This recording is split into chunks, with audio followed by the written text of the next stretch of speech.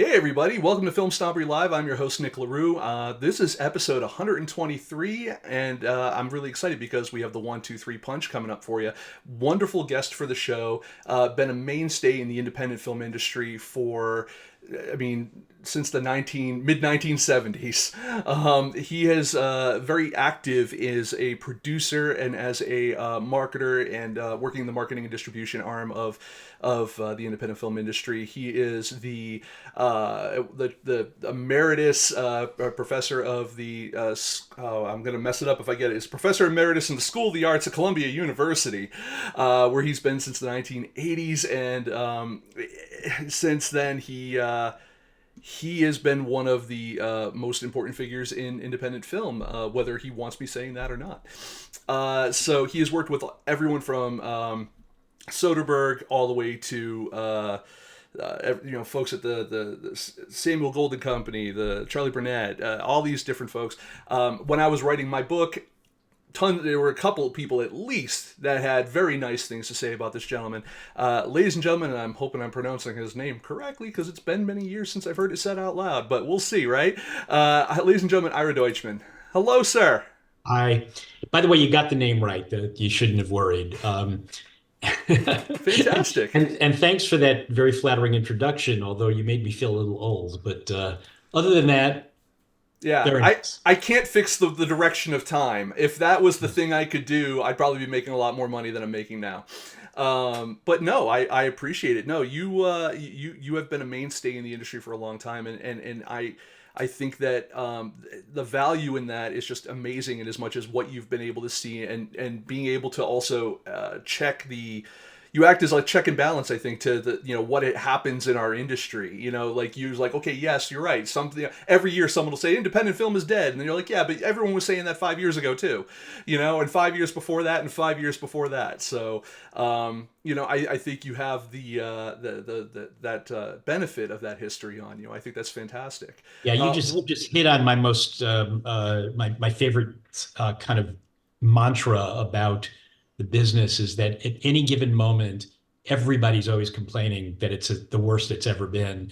And I keep thinking about all the moments over the years when people were complaining about the exact same thing. It is, it's a cyclical business. The entire history of independent film has been one where independent filmmakers, independent distributors, have not always been aligned, but they constantly innovate. And the minute that they innovate, other companies, bigger companies, the major studios, the streamers now sort of get into the business and blow everybody out. And then they decide that it actually isn't a very good business and they get out of it. And then there's a whole group of people who like bubble right under the surface and come back again. So anytime there's a kind of lull in the business, I always think about, well, have we hit bottom yet? Because it's probably going to turn around.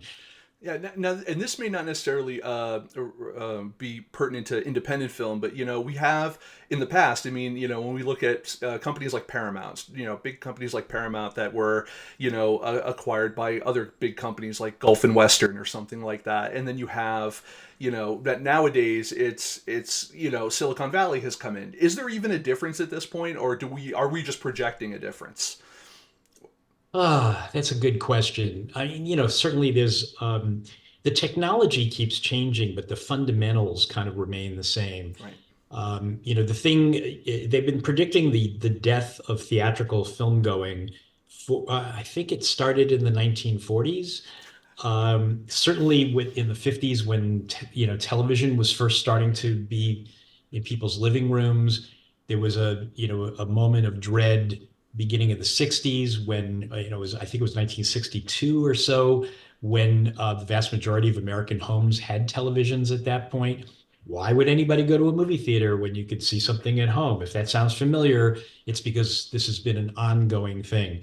Films were going to die when people were allowed to get VCRs. Films were going to die because DVDs were priced in a way that made it a mass market.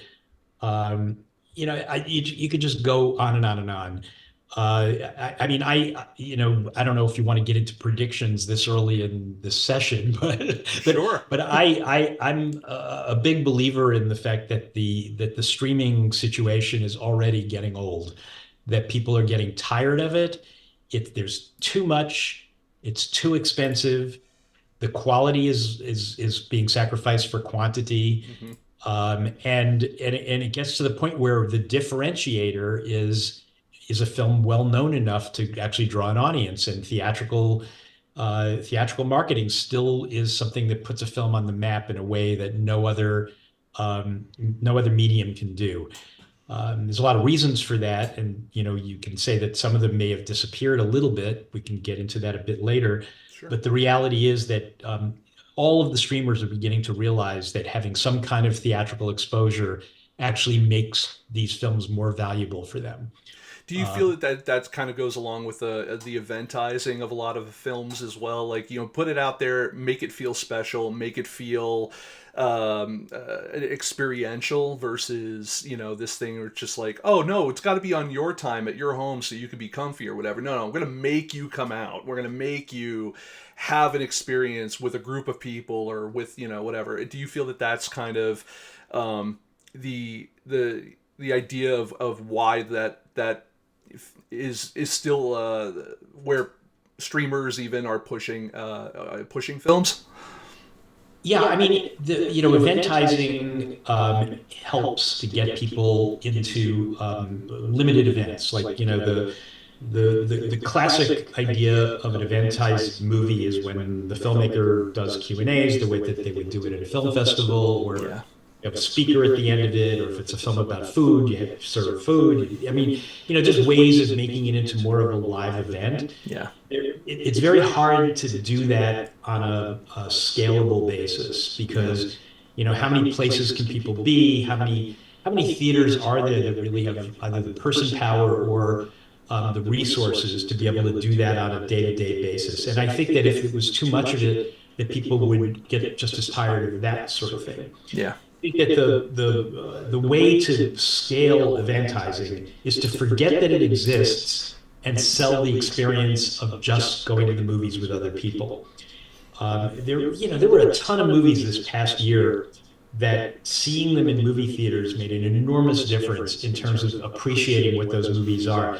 And I think what a lot of people get wrong, certainly the pundits, the press, a lot of folks who keep writing about the death of theatrical moviegoing, Mm. is that there's, people want to be with other people.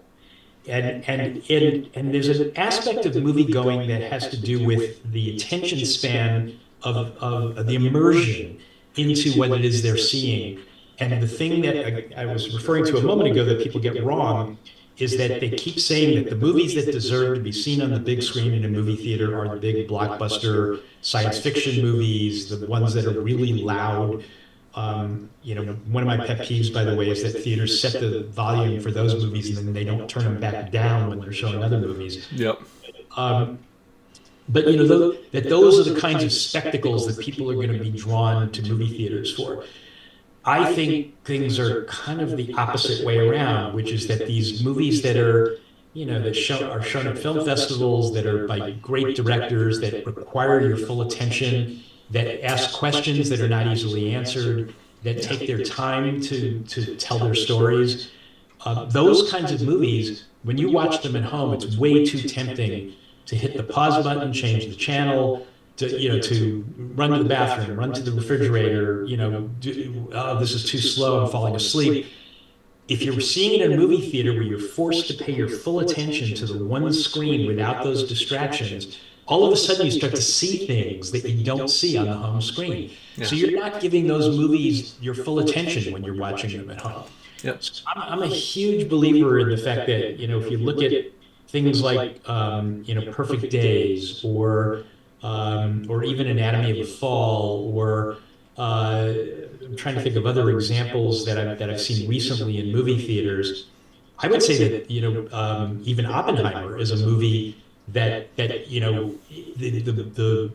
chronology is so jumbled. It requires so much attention to be able to actually put the pieces together and figure out what's going on. That seeing that at home, I bet a lot of people are not going to make it through the whole movie.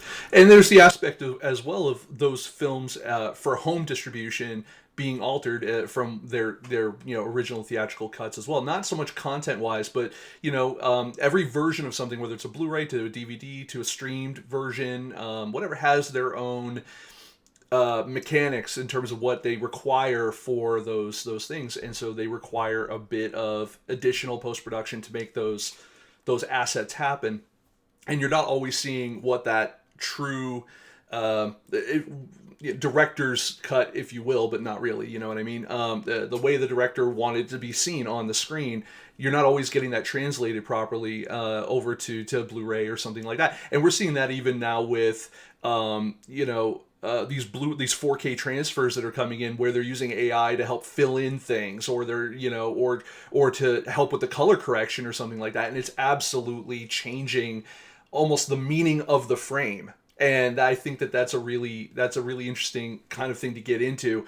It's one thing, I think, when George Lucas says, I want to give you my version of this that I feel is something that I am putting my stamp on, and whether we like it or not, at least we know that it's coming from, like, what the changes are coming from George, versus this 4K transfer where of like The Abyss, where you're looking at a color transition that or from the color correction in post, and it's not true to what it originally was meant to look like. I'm sure there's some level of sign off on it, but is it really? I don't know. It's interpolation one way or another. But Well, you're getting into the technical stuff, but it is a I know. different color space. It Yeah. is, if it's color corrected for the home screen, Yep. it's not going to be the same as it was when it was shown in a movie theater. What is it about film and in general that got you so passionately into it that you stayed in it your entire adult life, let's say, and then to that direct to the tag on to that is, has your interest ever waned to a point where you said, I think I'm done? And I know that can't be too much because you made a movie in 2019, which is not too far back. So, but yeah, I mean, where did it all begin for you? Um, the origin story. Yeah. Yeah, so Bitten by a radioactive celluloid? yeah, I mean, I think the beginnings of it are very similar to a lot of people that I know in the business, which is that my parents were into movies at the point when I was growing up. There weren't there weren't a whole lot of alternatives. I mean, so the movies was where you went as a family, or whatever. I saw a lot of movies as a kid. I think I started to take movies more seriously in high school. My family moved around a lot, and as Yeah. a result, when we would get to a new place, I didn't have a whole lot of friends, I didn't have a whole lot of activities, and I just found myself feeling at home in a movie theater surrounded by strangers. It was just a way of socializing. So I just started, seeing as many movies as I possibly could. And you don't see this as much anymore, but a lot of the movies, but people don't remember this, but you go back to the pre-Jaws era, and movies would sit in movie theaters for months and Yeah. months and months. So it wasn't like you were being bombarded by new releases all the time. And during that era, I would go see movies three, four, five times, to the point where I could memorize the dialogue. So, those were kind of my formative experiences. I ran a college film society when I was in school. When I graduated from college, I ended up getting getting a job as a non-theatrical salesperson, which a lot of people probably don't even realize what that is. But I was essentially a salesperson talking to college film society bookers to get them to rent the movies that were in my catalog. Huh. So it was not just colleges, but I would be selling movies to film societies, colleges, libraries, performing arts centers. Sometimes depending on the theme of the movie, I'd be trying to, sell it to YMCA's and to whatever. So it's kind of interesting that there was a whole generation of people who ended up in independent film, in theatrical independent film, who actually started in the non-theatrical area. It was a way where you kind of caught on very quickly to the way that commerce is done in the business, Hmm. to the mechanics of it, to, how do you talk about a movie to get people interested in wanting to book it. I had this formative experience after that first job that I was talking about, where I got hired by United Artists as a freelancer to rewrite the entire United Artists catalog. And there was something like 4,000 titles in that catalog. And that it isn't like I went and watched all of them. That would have been impossible. But what I did was I read up on each of the movies and then wrote just a capsule paragraph that was trying to be sell copy to try to entice people to be interested in seeing that movie. I'm convinced that that experience was the reason why I became so good at Twitter, because I could encapsulate a movie in, really few characters. But it also familiarized me with an incredible number of classic movies. The UA catalog at that time included all the MGM films, all the pre-1949 Warner Brothers Yeah. movies, and the entire UA catalog. That's the Bond movies. You had the It Bond was franchise in a lot there. of movies. Yeah. Yeah. So yeah, that was kind of my origin story. Once I got into the business, the my experience at Cinema 5, which is the company that first hired me out of college and is what I made my movie about. The guy who ran that company was a real character. And during the course of approximately 3 years that I worked at that company, I went from non-theatrical sales to theatrical sales to co-op advertising to running the advertising department to running acquisitions, all within 3 years. And the reason I was given those opportunities had nothing to do with my inherent talent. It had to do with the fact that this guy was kind of a lunatic and would hire people who, I mean, give people jobs that they were really unqualified for. And in every single case when I was moving up the food chain, I had to learn on the job. But it was a small enough company that I literally learned every inside out and backwards part of the movie business: exhibition, distribution, marketing, acquisitions, deal making. I had no training in any of that, and I learned it all on the job. It's interesting because most of the folks that we have on this show are for people on the other side of that world. They're the filmmakers or the actors or people in front of the camera. And I love it when I have an opportunity to talk with other people who are in that marketing space, sales space, who understand the mechanics of how to put a movie out there, because I find that to be the largest gap of in both education and budgeting of every filmmaker's experience. It's one of the reasons why I did the book. It's all that kind of stuff. But from you've also had I will say folks have had the pleasure of having you as their teacher as well. And I don't know what kind of teacher you are, but it must be good. You were around for a while, although tenure is wonderful. But no, what did you find that when you were teaching that folks who were kind of just embarking on their film journey, independent or otherwise, what was the biggest skills that you find that they were lacking that you wanted to personally make sure, like, I just need to make sure that every student who leaves my classroom learns this one or several pieces of information? I mean, truthfully, the answer to that is everything. I mean, the the I gave a speech at a very early version of the IFP market. I can't remember exactly what year it was, but it was probably in the early 80s, is my guess. And I was looking at that speech recently and realizing I could give that same speech now.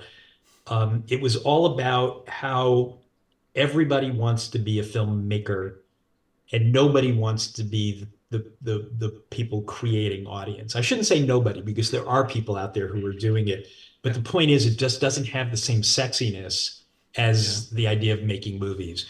And I was bemoaning out loud that I wished that all these creative, wonderful people who understood movies could turn their attention to the marketplace. Not, like I don't want to give you the wrong idea because I'm not somebody who believes that the marketplace should dictate filmmaking, Right. but I do believe that filmmakers have to at least understand the marketplace, if nothing else, on a defensive basis, to be able to actually prepare themselves for all of the obstacles that are going to be thrown in their way. That's a fantastic way of putting that, by the way. Like in a defensive way. I like that. Yeah, I mean, it just understand how it works and build up your defenses and be able to have a conversation. Like if you're a filmmaker and you walk in the room with your distributor, I mean, first of all, you have to be lucky enough that a distributor wants your movie. And Hmm. so now you've made the deal and they're calling you into a pro forma marketing meeting of some sort, which, means that at the very least, you're going to have an opportunity to have a conversation with them. At that moment, if you open your mouth and you say really stupid things, things that make it clear that you're naive about the marketplace, that you really have no idea what you're talking about, you're going to lose the ability to have a say in what's going to happen to your movie. If you walk in and they get a feeling that you're savvy and that you actually pay attention to the way things are in the marketplace, then you're going to have a much better ride because there will be a conversation. If they respect you and they believe that you have some idea of what you're talking about, some sort of reasonableness about your ideas as opposed to being like, way out here someplace, Yeah. then you're going to get a hearing. Yeah, and I was talking with Joe Lynch not too long ago as well, and we talk a lot about like willing collaboration as well. I think Bria Grant also had a very similar outlook on it as far as making and selling their movies, where they were saying, we found that a lot of our most successful relationships with people in sales and marketing just came about because we were not standoffish about it. We were educated. I think that's obviously first and foremost, but we were also willing to be collaborative. We weren't saying I'm the director, it's got to be this way, or oh yeah, you just handle everything. Like if we wanted input, we wanted to be able to put our stamp on something, whether it was a poster or whether it was a trailer or something. We're not going to necessarily tell you how to do your job, but as a courtesy, like yeah, we'd like to kind of take a peek and offer some level of input. And I think that kind of more hands-on approach also keeps the hands on the wheels from the people that you're selling to or that you're doing business with, just to let them know also like yeah, I got an eye on things. But I think also makes it so that when it is being put out, it's something that you're happy to be part of the process of, and you're knowledgeable about when you come on a show like this or you're doing like red carpet stuff or whatever. Yeah, I mean that Yeah. that is an important part of things is talking through how to. I don't want to use the word behave. That's a bad word. Right. How to handle the public relations end of your job, which begins long before you make your movie. I mean, learning how to talk about your movie, learning it goes, like back to where I was talking about writing all those things about all those UA movies. I'm sort of shocked. As an Academy member, I have access to the world's greatest Netflix because because like I have access to the Academy portal to see every movie that's eligible for the Oscars every year. By the way, just an aside, Hmm. I see the vast majority of those movies in movie theaters.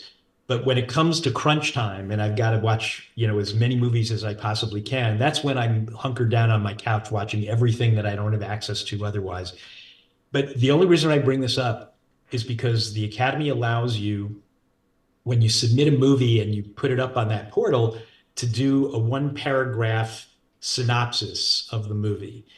And when I look at those synopses, I say to myself, who is working with these people? I mean, like how could they possibly think that that synopsis is going to either prepare the movie, prepare the audience for what they're going to see, and or attract them to want to see their movie as opposed to the other 50 that they haven't seen that they have access to. And it just shocks me that so little thought is put into those things. And I might add that, I've been pointing a lot of this at filmmakers, but there's a lot of distributors who don't know how to do that stuff either. Yeah. Yeah, it's interesting. I was I saw a video not too long ago. I think I brought it up on the show before. Karen Sheehan was at the Color Congress talking about distribution for independent films. Her kind of bailiwick is independent films coming in from China, and especially the ones that are banned and all that, and getting those out into the American marketplace. And one of the things that she was bemoaning, and rightfully so, is that so many of the distributors that used to be around are now production companies. They're no longer distributors, or they're so very selective what they're putting out there, because they're putting out their own branded stuff. That seems to be a more common trend. The email recently went out from Film Hub saying Tubi's getting into original productions, and because of that, they're going to start becoming more selective. And that was the go-to market for many filmmakers. It's lower budget levels. And that was frustrating for a lot of people. I had one friend of mine, friend of the show, who his whole thing was like, he was trying to make a movie for 50 grand, and his entire distribution plan was, I'll go to Film Hub, sell it through them, and then I'll get it up over on Tubi, and then we'll get some kind of a thing there. And regardless of whether or not, whatever his plan to finish that out is, that one door is now closed to him. And it seems like that keeps happening every couple of years. And of course, other doors open and everything. As we said before, things are cyclical, and something else will pop up. But also, some things are timely for certain people. Like, if you're going to go out and you're pitching investors on making something, and they're asking things like potential time for, not reimbursement's not the name, but return on investment, or something like that, and your distribution plans are delayed by 3 years, well, you're gonna have to include that. Like, that's gonna have to be Yeah, I a mean, discussion. this is another aspect of the business that is cyclical, but which, the appetite for independent film expands, contracts, expands, Yeah, contracts. The history is riddled with companies that started out as mostly acquisitions driven, which has the advantage of a distributor seeing a movie finished. So you know what you're getting. You have to use your imagination in terms of how you're going to sell it, who the audience is, and all that other stuff, and also come up with a price, a deal that makes some sort of sense relative to the potential audience. But at least you're seeing the finished film.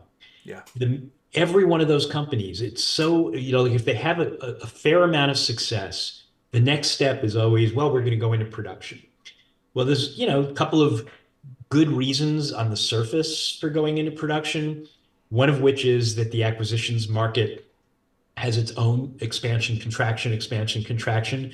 The number of companies that are bidding for films, the good films or the commercial films at any given time, expands, contracts. So at any given moment, you could be stuck with, oh my God, we don't have anything on our release slate. We don't have any, how are we going to, how are we going to continue to release movies if we're bidding against this many companies, or there's so few movies available, or, all. So it's a way of kind of controlling your fate to some extent, but production is so much riskier. It's so much riskier that not only is it more expensive typically than acquisitions, you can make the case that the best acquisitions, of course, are more expensive than production. But the other part of it is that you don't get to see the finished film. You're taking a flyer on, whether the film is going to be everything that it can be based on what you're seeing on the page and the package. There's a tendency to, in order to make a movie feel safer, it gets packed with elements, star power, known name director, anything based on IP, all right. of those things that make it seem like it would be a safer bet. Yep. But when you add all those things up, they end up not necessarily making it a safer bet, but making it a blander movie, or something that is not going to be, the quality is not going to live up to what might have happened if this had been some sort of maverick movie made independently, where people were not sizing it up from a marketing perspective when it was going into production initially. So essentially that cycle happens all the time. And then these companies overextend themselves with productions. And then they either end up going out of business, or they go back to acquisitions again, or it's like it starts all over again. Yeah. It's the idea of markets within markets is also kind of interesting. Like you said, there's you're looking at expansion contraction over in you'll have home video sales or non-theatrical sales, and you'll have expansion contraction over here, and then the idea of how, and also just the general marketplace of because I think there's movies and then there's other things. It's really interesting to me because you have filmmakers who tend to they're very passionate. Filmmakers are, I want to make a movie. I have an idea in my head. I want to see it realized. I want to put it out into the world. I want people to enjoy it. I want to garner an audience. And then when they do it, they're like, I love this. This is what I love. I want to do this for a career. The only problem I find with that is that most people don't approach it as a career. They approach it as a thing they want to do or the thing they are doing, but they don't have all of the educational background of doing it. And let's be honest, not everyone can afford to go to film school. I get that, like, and I certainly can. My film school was that Tarantino thing of just, I work at Blockbuster Video. I worked as a projectionist for 20 years. I saw everything I could put my hands on. And then when I got, a little bit into the industry, I talked to everybody I could who, like yourself, like had been around for a while and had interesting and great stories. What is it about? I think you kind of touched on it earlier, where you said, these are not the sexy things. You know, what is really standing in the way of filmmakers being, any filmmaker being outside of the creative part, being the next Soderbergh, being the next Kevin Smith, being the next Tarantino, Rodriguez? The technology is there. It has been now for probably the better part of a decade, and I don't think that it's creativity that is standing in their way. I think we have so many people that are creative, and even with the pandemic, there was so much time for people to develop, and we're seeing a lot of that with screenwriters. What is the thing that is standing in the way of people becoming the next breakout, the next Paranormal Activity, or the next Blair Witch, or something like that? It's a good question. It's probably, yeah, it's not an easy It one, goes obviously. back to some, like I feel like the answer to that is looking at it backwards, which is that I don't think that was ever easy. Right. You know what I mean? It's like I think that there's one of the dichotomies that we have to deal with is that film is an art form, a means of expression. There are many, many different ways of using the medium, some of which could have a commercial element to it, and others of which um, don't. Some of which are purposely not trying to work in the commercial realm. Others of which aspire to it but fail. It's just, like there's so many different roads depending on somebody's sensibility. The I made an independent film and it went to Sundance and I sold it for 5 times what it cost me to make thing is like a lottery ticket. It's always been like a lottery ticket. But if it happens, then there's a fork in your career where you can either, take all the offers that are being thrown at you for, to hit the mainstream, or to decide that you really want to work independently. Sometimes you hear about filmmakers who get offered that opportunity and then they find that it's a nightmare, that they just can't work within that system, and so they go back to some form of filmmaking that's outside of the mainstream. Yeah. um there are people who ride the wave for a while and then they get cold, where it doesn't seem like anything they touch turns to gold anymore. And Yeah. a lot of times late career filmmakers end up working for television because there were jobs there, where they can get hired to work on somebody else's material, as opposed to being an auteur. Yeah. So there's so many different ways of looking at that. I just don't know that there is a formula for it, and so I don't look at it as being a current issue. It's more about just, I mean, I think that to have a satisfying life as somebody who makes movies, and when I say makes movies, I'm talking about producers, directors, writers, people who are involved in the creative elements of making movies. Hmm. I think that you have to start by trying to understand who you are as a filmmaker and where you might fit in. But there's that Sundance. I hate to harp on Sundance, but that's where the mythology sort of comes from. Totally fine. I was going to talk to you about that this year's Yeah, but festival but next but anyway, that so you're that segueing perfectly. right. But that sort of lottery ticket Yeah. is that mythology, I think, hurts our general ecosystem in that there's always this feeling, no matter what you're working on, that you're 5 minutes away from becoming rich and famous. Yeah. And it's because we're jumbling all this stuff up that doesn't belong together. The Hollywood film business is an industry that's serving particular types of audiences in particular ways. And as technology changes, they're going to change with the times and they're going to figure out how to turn it into some kind of business. And that's been true all along its history, where technology changes, the way that people consume films change, and that the studios eventually figure out a business model that works. Yeah. We know that they're all completely flummoxed right now in terms of what their business model ought to be. Yeah, it's But then definitely a there's this other, throw the spaghetti on the wall and see what sticks kind of thing. I'm yeah, yeah, I finding. mean that's exactly right. But then there's this whole other thing of people who are making movies for other reasons. And like I said, they sometimes get seduced into the system, whether they like it or not.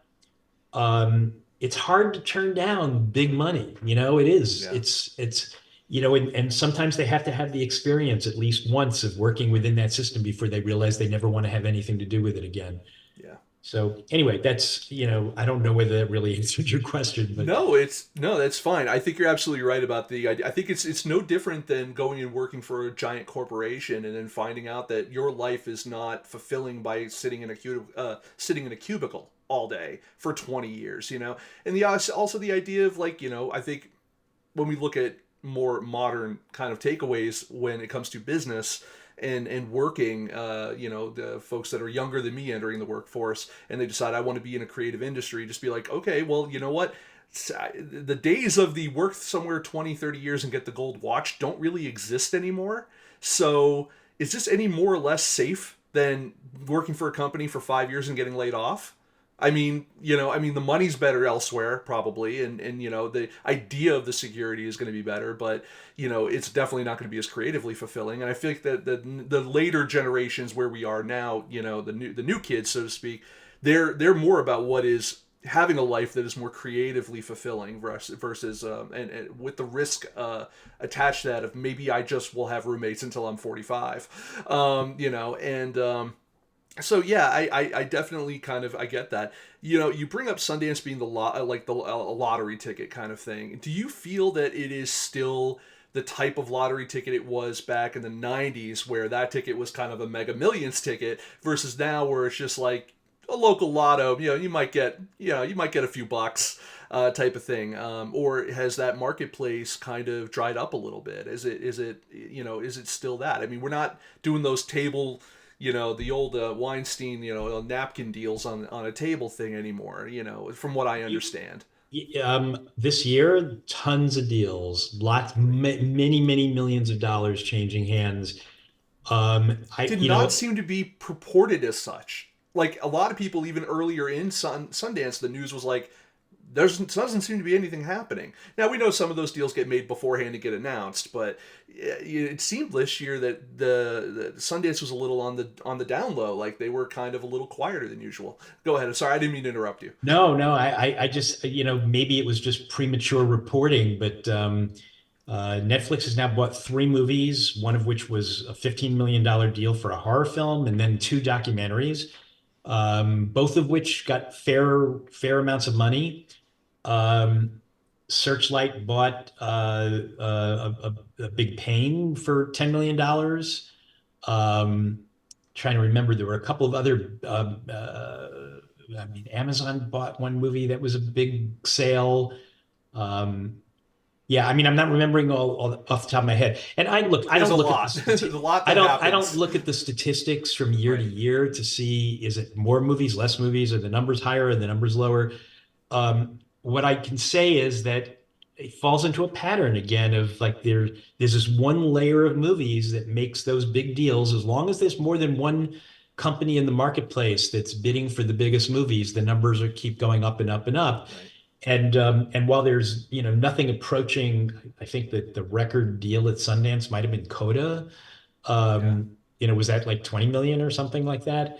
Yep. So nothing got quite that high. But by the way, I bet Apple wishes they didn't spend $20 million for Coda, or maybe they think it's okay because it did win Best Picture. So, but yeah, I mean, and then there's this whole other layer of movies that don't tend to sell at the festival, Yeah. though that the smaller distributors sit around and wait, for the dust to clear. They have plenty of opportunity to catch up on the movies that they didn't get a chance to see at the festival. And they look for opportunities. Wow, this movie was overlooked. You know what? It's probably not going to be that expensive, so let's try to make a deal, for that sort of thing. I Right. don't think it's that different from, the hysteria that people think used to exist. During the Weinstein era, yeah, there were some big bidding wars that were all night and, blah, blah, blah. But there weren't more than a small number of them every year. It's just maybe just got more ink. I don't know. A better story. And is that kind of what I think a lot of things come down to in marketing is really just comes down to who wrote the better story at the end, who reported it better. Yeah, Um, I mean, look, going back like a couple of questions ago when you were mhm. talking about people who want to be in the creative businesses. I feel like my experience as a distributor and a marketer was about as creative as any business could ever be.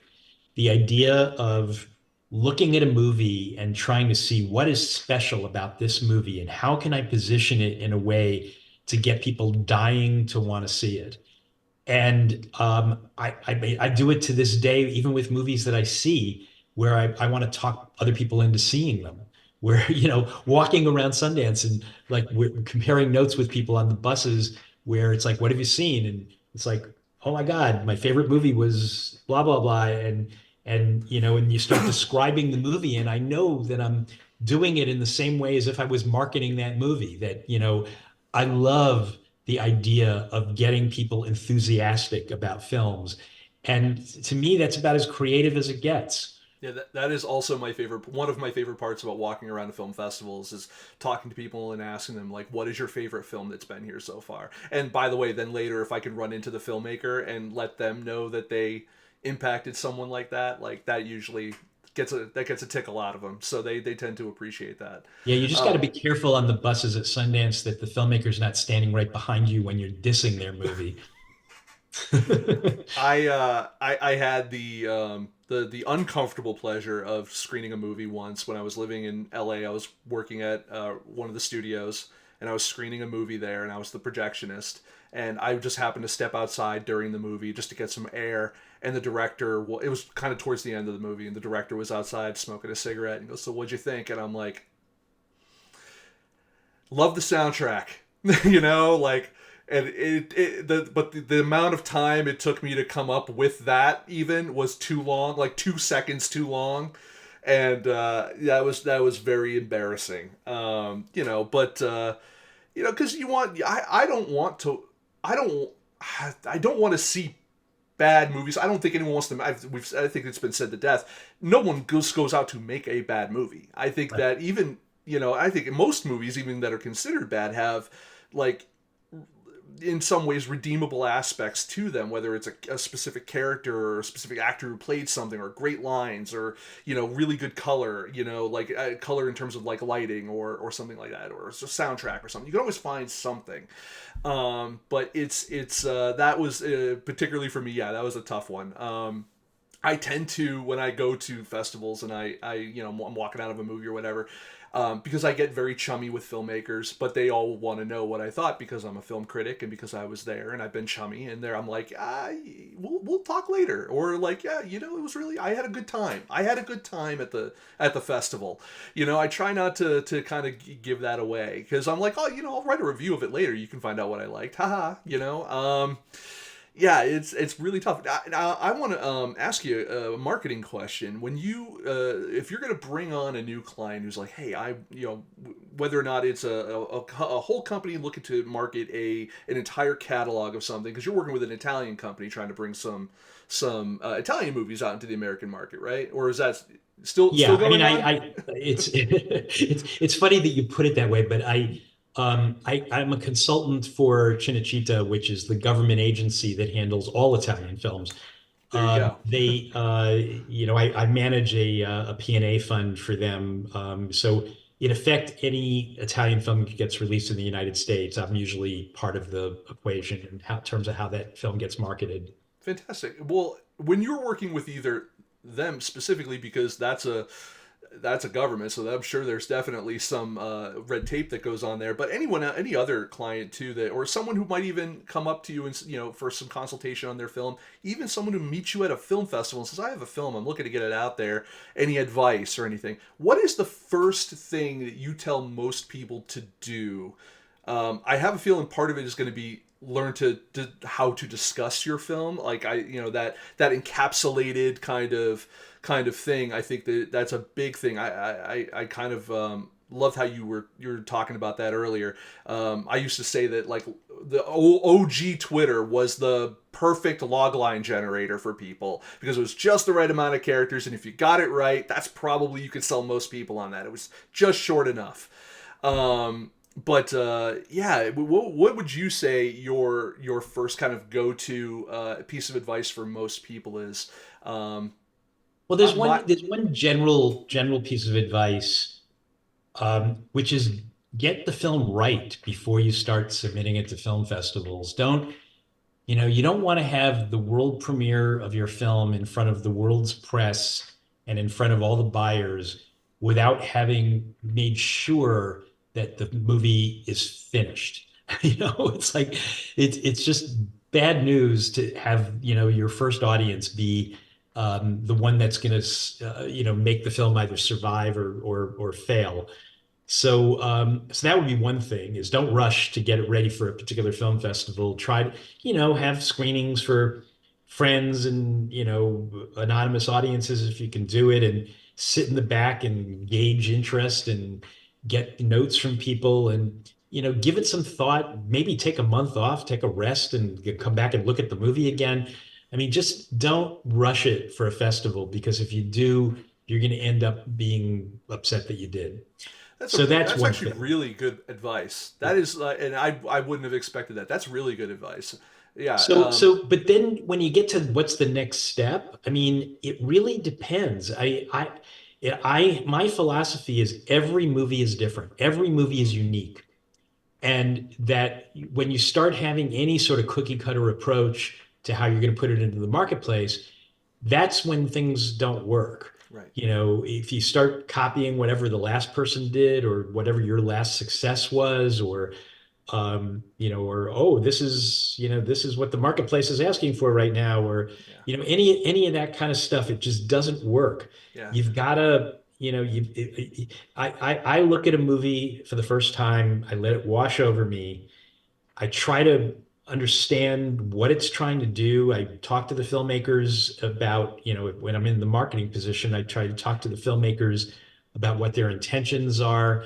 Um, there was these parts of the movie that I was a little confused about.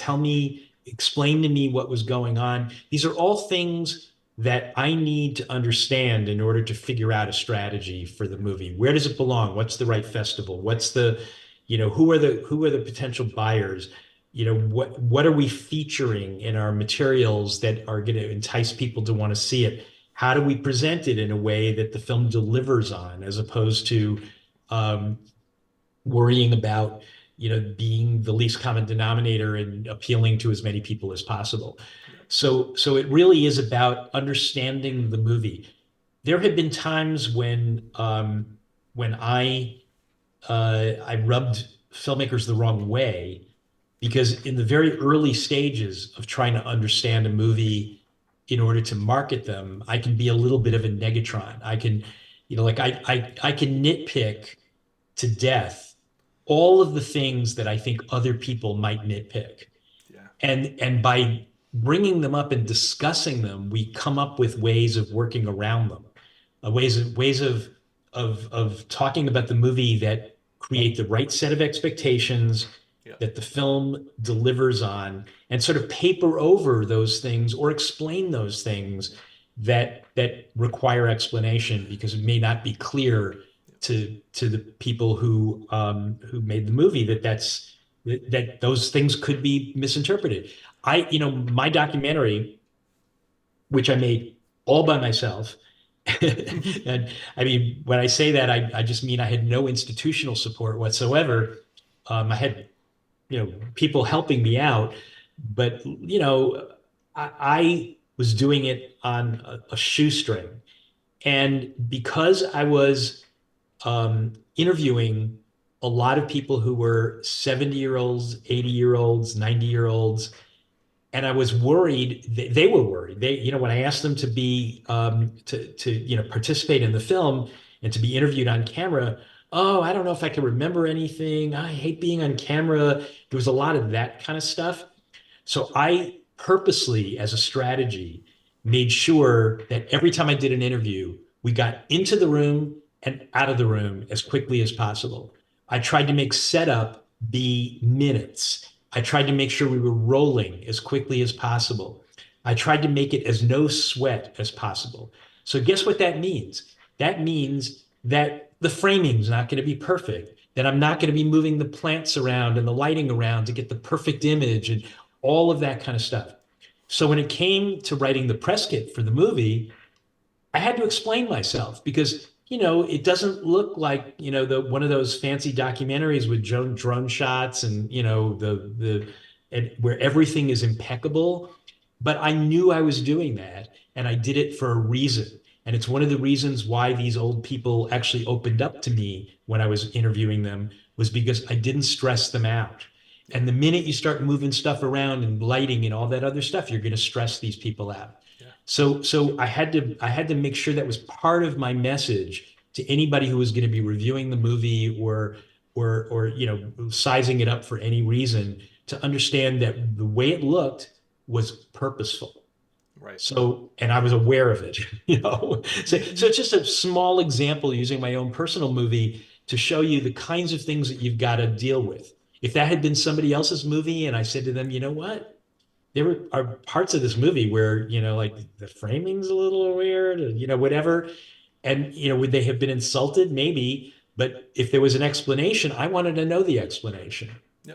No, and I've had those conversations with filmmakers where they'll say like it's a budget thing, or I wanted to use natural lighting here, and I'm like, well, you didn't do yourself any favors, but okay, at least now I know, whatever. But you brought up a fantastic point with that, which is setting expectations, and I think that that's partially that's the contract I think between marketing and the audience is I'm supposed to be letting you know what this movie, book, whatever this piece of format that you're about to digest is about and what to expect going into it and how you should feel coming out of it. And I feel like that's where the ball gets dropped so often with, when someone says, I've heard this said a bunch of times in the last few years of like, with Wonka or something like that, where like that wasn't the movie I thought I was walking into. I enjoyed Wonka. It was not what I thought it was going to be. People have been saying recently like, oh, they're not marketing musicals as musicals or something of that nature. Yeah, I saw that one too. Yeah, I think that the idea of setting those expectations is a fantastic thing, and yeah, the explaining away or finding those things that and getting ahead of those little nitpicks and stuff like that, I think is part of that. And I think that there's a little bit of you know there's a little bit of BS that goes along with the the idea of marketing, it's like, oh, if we say it, then hopefully someone else won't say it, or something like that. But the idea also of the strategy. I mean, I run a marketing company. I work with a lot of folks as well. I'm working with two authors right now, and the first thing that we talk to them about when we bring them on, when we do onboarding, is okay, well, we need to sit down and we need to come up with a strategy that is singular to you and what you're trying to do and your audience and your competitors and your or perceived competitors, or whatever the marketplace is looking like, and also tell me what your goals and expectations are, and before we even look at things like budget necessarily, like, let's sit down and let's figure out, what do you hope to get out of this.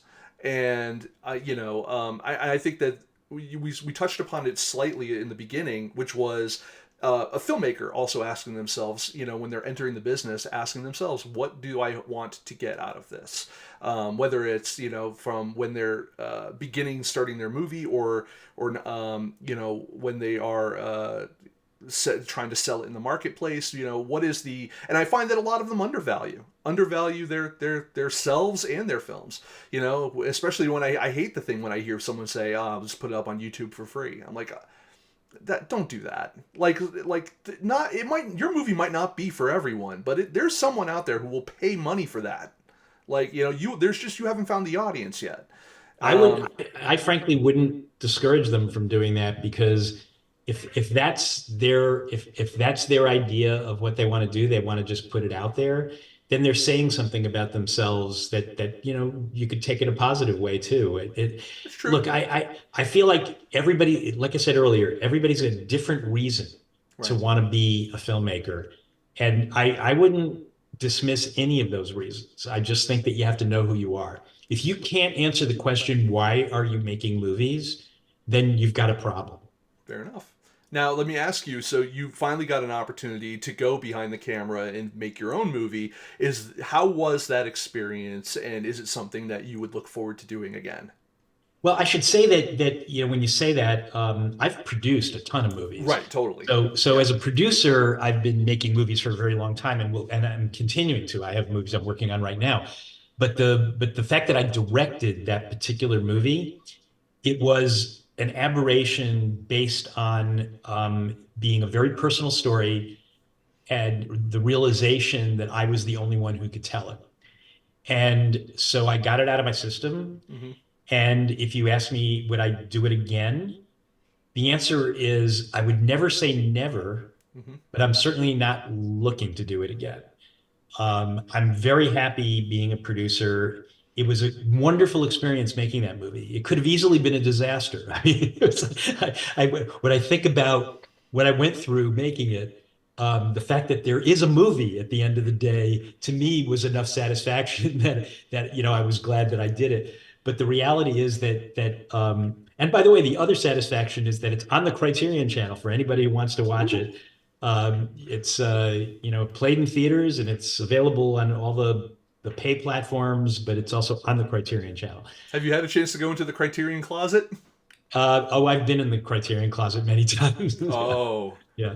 What if you were in there right now? Do you know what movie you'd grab? I'd have to look at what their new releases are, because I have a pretty big collection. But yeah, I have my personal taste. We're completely changing subjects, which is Totally. just fine.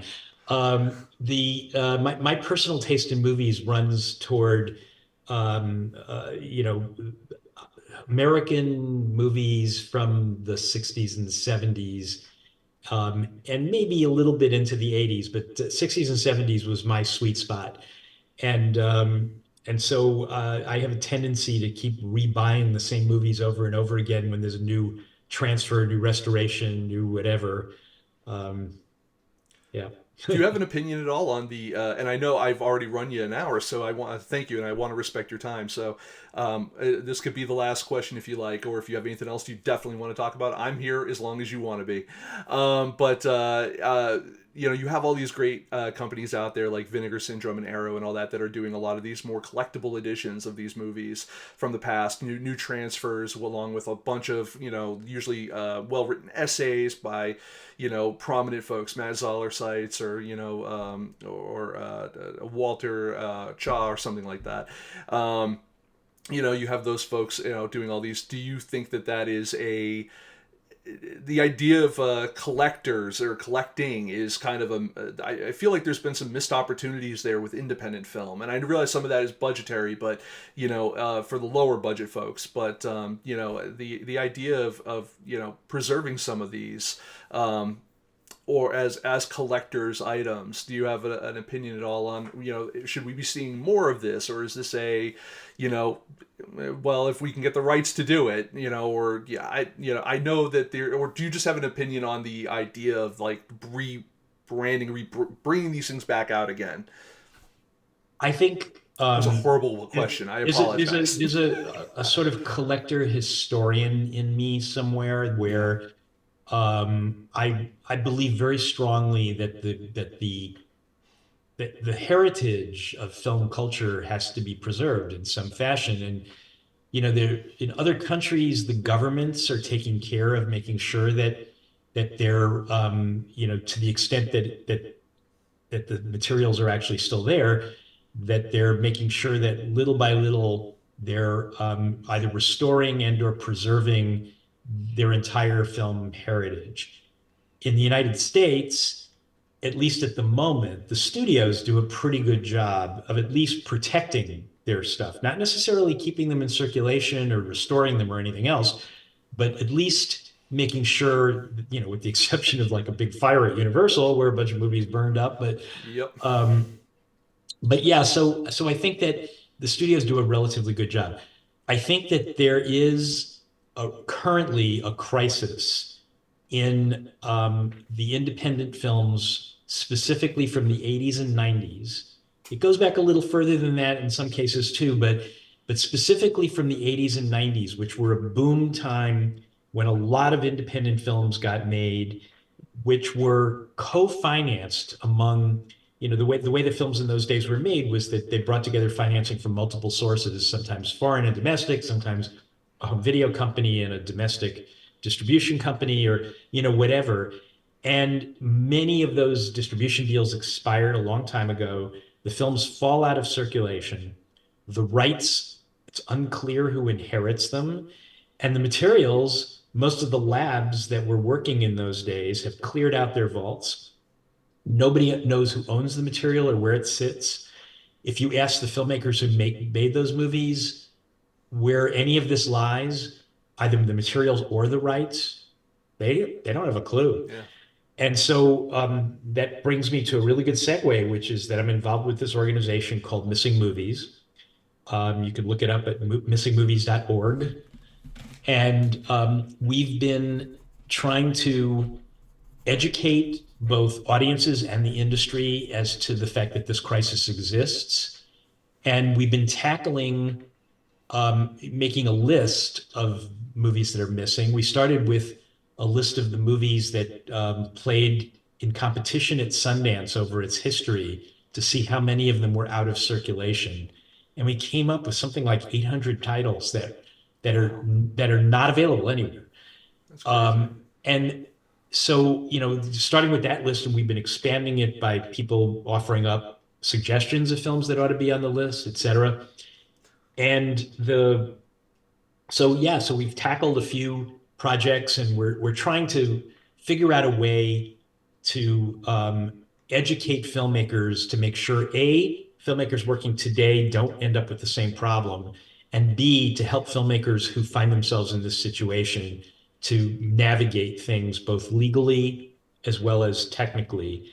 So that's the idea behind it. And our first little triumph was Nancy Savoca's film Household Saints, which was a movie that, in a way, inspired us to create the organization. I was involved with that film as a co-financier when I was at Fine Line. Nancy and Rich Gay, her husband and producer, have remained friends. And that film, it took a long time to do the research, to find the rights, to find the materials. It's now been restored beautifully. It's being distributed by Milestone Films through Kino, and the restoration premiered at the New York Film Festival, and it's in theaters right now. That's So, fantastic. if we can recreate that for a lot of these lost films, that would make me very happy. Well, and if there's anything that we can do to help with that, and we being the royal we, it's all just me here at Film Snobbery, but let me know, because that is something that I'm very passionate about, especially with, more on the more modern side. There's so many films and filmmakers that, are creating things. Everything's digital now, so you don't have a print. Yeah, that's right. And I'm an engineer. I was a network engineer. I know how easy it is for a hard drive to fail. I know what the shelf life of a hard drive is, Right. or a solid state drive. I understand how all those things work. I'll show you my preservation program for my documentary because it's sitting right here. Oh, fantastic. It's an LTO. This is my whole movie right here. That's fantastic. It's a lot better than having 35 millimeter materials, but yeah. Yep. Oh, backup LTO drives. Yeah. Yep. And those aren't that expensive to have either. I mean, we used to do those all the time at different client sites for their, for their bookkeeping. Never mind their films. Yeah, yeah. That's a great idea. Absolutely. Yeah. Obviously you hear, Nolan and Scorsese and all these guys, they get very much into film preservation. And I'm 100% so far for that, because there's so many movies going even back to, the silent era, even up through the 40s, that are just gone because, for one reason or another, or because it was on nitrate and it caught fire, or, was lost or exposed to elements or whatever. And so I'm also very passionate about those things, because this is such it's such a difficult industry that the last thing you need at the end of the day is that thing you worked for 3 years plus on and spent, whether it's your own money or someone else's, so much money on, to just not even exist anymore, and it's part of our cultural history as well, and it becomes also, part of world history. I mean, there's a lot of filmmakers that are foreign that have made films about their heritage and their culture that, are not necessarily U.S. based culture, what we think of it. And those things are lost as well. So that is fantastic. So missingmovies.org, I'm actually going to check that out the minute we get off this call. But no, that is fantastic. Yeah, that hits me in all the right places. So that's fantastic. I definitely want to thank you for taking the time to come on today. You have a career that is so aspirational to a person like myself, who I don't necessarily have as much intention of being in front of a camera. This is on accident. I never wanted to be in front of a camera even doing this, but here we are.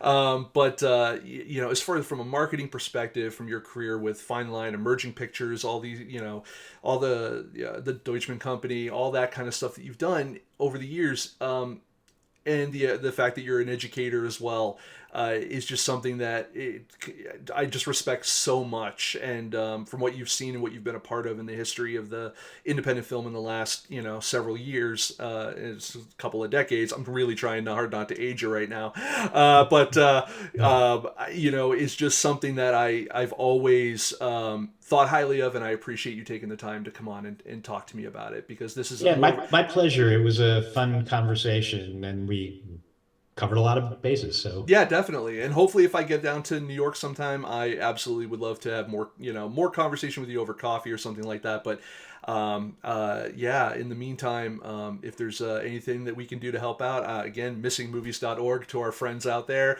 You have your website over at iradeutchman.com, and we can find you on Twitter, X, whatever we're calling it these days. You're at it'll NY always be Indie Twitter to Guy, me. right? Always be the bird. The bird Yeah. is the word. Yeah. But yeah, at NY Indie Guy. And yeah, is there anything else I'm forgetting, sir? No, no, no, no. You've covered it all. But All thank right. you for all the kind words and hello to anybody who's listening. Yeah, thank you. And of course, anyone out there who is listening, there are actually some people that were in the chat room just listening, which is always nice. And the for those who are looking for the replay, it should be out usually within 24 hours or so of the live show. Otherwise, you can find me at FilmSnobbery.com. I'm at FilmSnobbery on Twitter, and most other things as well. Please look out for my book coming out in June, Behind the Scenes of Indie Film Marketing, a Film Snobbery Field Guide. And and hopefully I'll get a good review from this gentleman about that at some point. No, yeah, that's being published by Routledge. That's coming out later, and hopefully you'll see myself at a film festival near you as I'm starting my little tour here of working with these festivals to kind of come out and talk about my book and do some filmmaker interviews and coverage and stuff like that. So hopefully, if you want me at your film festival near you, tell your festival people. That's how that's going to help. So thank you, and we'll see you next week. Once again, thank you to Ira Deutchman for coming on the show tonight, and we'll see you next week. All right. Bye. Bye, everybody.